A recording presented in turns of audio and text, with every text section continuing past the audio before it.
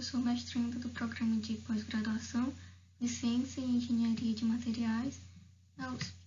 Minha orientadora, a doutora Maria Inês Basso Bernardi, e meu co-orientador, o doutor Luiz Fernando Silva. E agora eu vou falar um pouco sobre o trióxido de tungstênio. Ele é um material semicondutor do tipo N, ele é polimórfico, possui estruturas cristalinas diferentes, e essas estruturas cristalinas elas variam de acordo com uma determinada faixa de temperatura em que ele é sintetizado. O trióxido de tungstênio também possui diversas aplicações, como fotocatálise, fotoluminescência e sensores a gás. E os sensores a gás podem ser eletroquímico, catalítico, infravermelho, semicondutor. E esse último é o objeto do estudo. O material semicondutor é depositado no substrato, normalmente de silício, e esse material semicondutor que reage aos gases que deve ser detectado. Por exemplo, o oxigênio, o nitrogênio, o ozônio, o hidrogênio. Então, assim, ele reage e essa reação ela altera a resistência elétrica do material. E a gente capta essa resistência elétrica e é através disso que a gente percebe se o sensor a gás está detectando o gás ou não. Então, o objetivo geral desse trabalho é sintetizar, caracterizar e investigar as propriedades sensoras dos filmes de W3, obtidos por dois métodos diferentes, o método dos precursores poliméricos e o método hidrotermal assistido por microondas. Os dois serão depositados através da técnica de deposição de filmes por spin coating. A metodologia utilizada foi do método dos precursores poliméricos e do método hidrotermal assistido. O método dos precursores poliméricos foi utilizado da seguinte forma. Adicionamos o ácido cítrico, adicionamos o cátion metálico, citrato metálico, que foi o ácido tungstênico. Nós dissolvemos o ácido cítrico em água, miliquê, e depois adicionamos o ácido tungstênico, a solução, com agitação magnética. Nós adicionamos o hidróxido de amônio para ajudar a dissolver o ácido tungstênico e depois o etileno glicol para ajudar a completar a reação.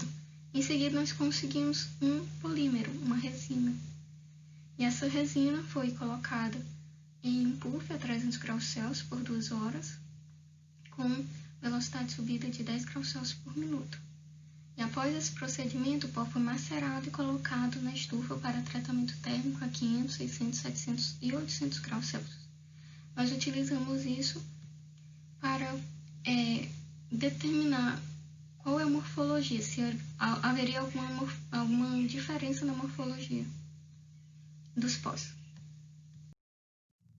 Sobre o método hidrotermal assistido por microondas, nós pesamos o tungstato de sódio, adicionamos o citrato de sódio em agitação magnética de 30 minutos a uma temperatura ambiente, adicionamos o ácido nítrico e colocamos no microondas em 20 e 120 minutos, temperatura de 100 graus Celsius, 160 graus Celsius, a uma taxa de 30 graus Celsius por minuto.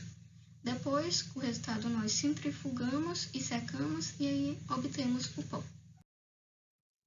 Sobre as técnicas de caracterização, nós utilizamos difração de raio-x, espectroscopia Raman, método Brunauer, Emmett-Teller, UV-Vis e a microscopia eletrônica de... E agora eu vou falar sobre a técnica de deposição spin coating. Essa foi a máquina utilizada para spin coating. Nós colocamos um pouco da solução sobre o substrato até que obtenha uma tensão superficial. Em seguida, a máquina começa com uma baixa aceleração para espalhar por toda a superfície. Em seguida, há uma aceleração mais veloz para homogeneizar e deixar o filme fino. Sobre a avaliação do desempenho com o sensor de gás, nós utilizamos esse maquinário em que ele mede a resistência elétrica do semicondutor do filme. Agora eu vou falar sobre os resultados na forma de pó. É possível observar na difração de raio-x que houve uma fase única, fase monoclínica, tanto nas amostras em pó do método dos poliméricos, quanto no método hidrotermal assistido por micro-ondas. E de forma a complementar o espectro Raman, tanto do método dos precursores poliméricos, quanto do método hidrotermal, somente confirmaram essa forma clínica. Sobre o BET, ele apresentou esse comportamento, tanto o método hidrotermal quanto o método poliméricos, de forma similar. E aqui nós temos a tabela com a área superficial, a energia de gap e o tamanho do cristalito. É possível discutir que o método hidrotermal, tanto 20 quanto 120, apresentaram valores bem similares, enquanto que houve uma bastante variação do método dos precursores poliméricos de 500 a 800. Sobre o MEV do método dos precursores poliméricos, é possível observar uma grande variação. Em 500 graus Celsius apresenta forma circular, com tamanho médio de 400 nanômetros em média. Em 600 graus Celsius apresenta também um pouco maior, ainda forma circular, 44 nanômetros em média. Em 700 graus Celsius apresenta já um maior tamanho, 222 nanômetros em média. E em 800 graus ele apresenta 32 micrômetros em média. Enquanto que no método hidrotermal, a morfologia muda, ele agora está facetado e quadrado. E apresenta 53 nanômetros em média, minutos, e o de 120 minutos apresenta 64 nanômetros em média. Agora mostra nos filmes cerâmicos, ele realmente, somente o espectro Raman, só para confirmar que foi realmente uma fase única clínica, e o MEV foi feito o MEV do método dos precursores poliméricos do filme, em que apresenta a forma esférica, de acordo com 42 nanômetros em média. Agora eu irei falar sobre os resultados dos sensores a gás, sobre o hidrogênio. Primeiramente, a gente testou a 59 ppm em 3 temperaturas, 150, 200 e 250. A melhor resposta sensora foi em 200 graus Celsius. Disso, nós aumentamos a concentração de hidrogênio, passando de 15 a 398 graus, a 398 ppm, e foi esse o perfil que nós obtivemos. De forma similar, nós fizemos com o método hidrotermal de 20, em que o seu maior resultado foi em 250 graus Celsius, e esse foi em 250 graus Celsius o perfil de aumento de 15 a 398 ppm. E esse é o perfil obtido. É impossível observar que houve uma pequena variação na linha de base, tanto em 200 graus Celsius no MP quanto no método hidrotermal.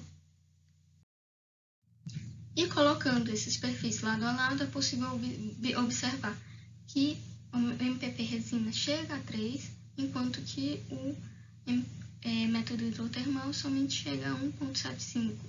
Isso sem contar a linha de base. Então, em 200 graus Celsius, o MPP resina ele possui melhor resposta sensora. E agora eu vou falar sobre as conclusões. Sobre as análises de raio-x Raman, eles revelam que apresentam fase única do trióxido de tungstênio na estrutura monoclínica. As análises BET e microscopia indicam que a temperatura de tratamento e a síntese influenciam fortemente na morfologia do WO3.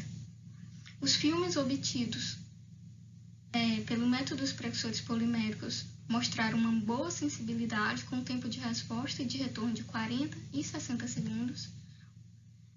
Pelo método dos precursores poliméricos, eles também apresentaram um alto nível de saturação, assim como reversibilidade total, não só pelo método dos precursores poliméricos, mas pelo método hidrotermal também.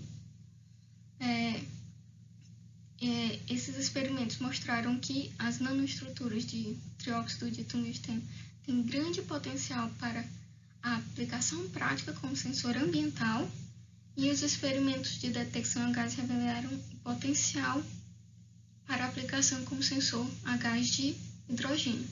A melhor resposta sensora foi obtida pelo método dos precursores poliméricos a 200 graus. Essas foram as referências. Obrigada pela atenção.